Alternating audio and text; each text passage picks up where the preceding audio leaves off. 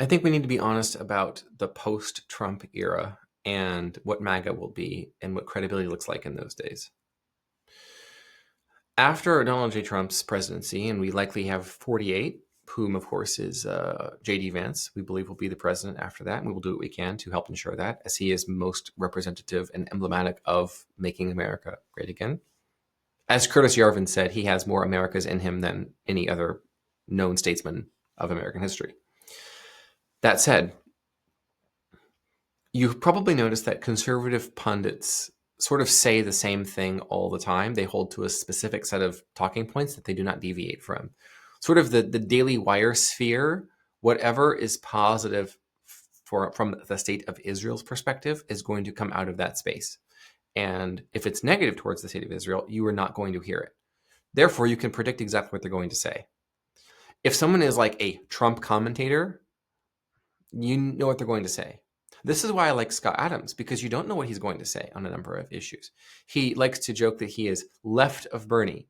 Now, I take that joke a little bit further and I say, I went so left of Bernie Sanders, I ended up on the right. And then that's a whole fun conversation that shows that I relate to you, but I'm a bit further along on the journey than you. So I'm not your enemy. And they go, what? Talk to me more. Right? It's a fantastic technique. It's embracing and amplifying. Okay? Now, on the topic of credibility post-Trump, the voices that we're going to be able to respect are those that are, yes, going to show loyalty to what the foundation of MAGA is, and yes, not being a panicking with regard to the president and crap talking him all the time just because you were upset about something he was saying or doing. That doesn't mean you have to agree with everything he says. We, the people, have been able to persuade President Donald J. Trump a number of times simply by, as we call it, chimping out.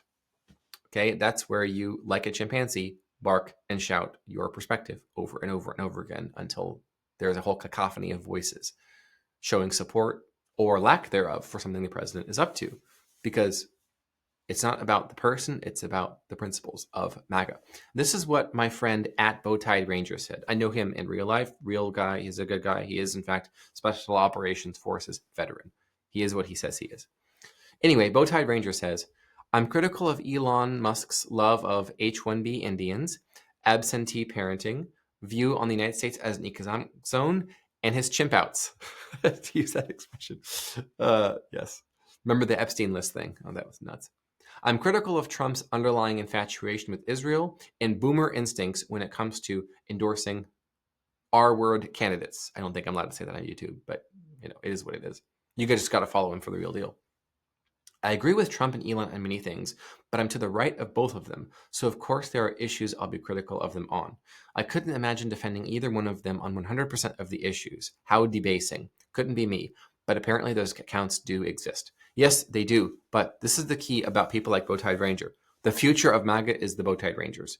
The people who will say, I disagree with you fundamentally on this issue, and here's why. My principles and my position on these issues are this. And when you align with these things, I am agreeing with you. That's what's going to be credible post-MAGA. Not the sort of loyal cast of everyone who is only yes men, and then when the president's gone, we have a carving up the kingdom situation. That's going to be nasty. That's going to be rough. But when we focus on the shared principles of MAGA and the people within them, which is primarily about economy and immigration.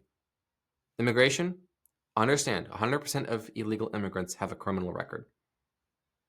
The criminal rate of illegal immigrants is 100%. If you can't understand that, you're not MAGA. They all have to go back, stay on track. They all go back, okay? That is the first and foremost important issue of making America great again. We have to be a nation of laws, take care of our people, okay? That's nationalism, that's populism. We have a nation, and within that nation are people we are responsible for. Nationalism and populism, done, okay? Now coming back to the economy, when you solve immigration, prices will go down of everything. Quality will go up for everything. Many economic problems will be solved by solving the immigration problem, specifically illegal immigration, but also legal immigration, which is where the H-1B Indian thing comes in, which is where Elon regularly talks about how important it is to get people from overseas to take jobs that would have otherwise been for Americans. Rough situation.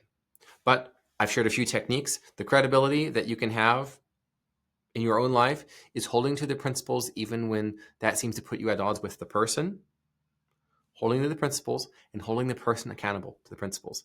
And also that little technique I mentioned before, which is to say, I agree with you so much, I've gotten to the point I disagree with you. Wait, what? Powerful rhetorical technique and credibility and authority builder and demonstrator. With the example being Scott Adams, I'm to the left of Bernie. You have heard it said, but I say to you, I'm so far left of Bernie Sanders, I ended up on the right. That's daily persuasion.